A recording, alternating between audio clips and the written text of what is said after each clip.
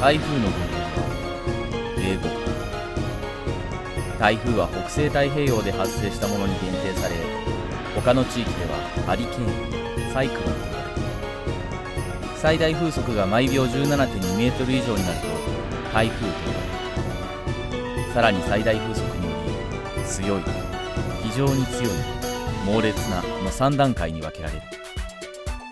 また風速毎秒15メートル以上の範囲により大型、超大型の2段階がある。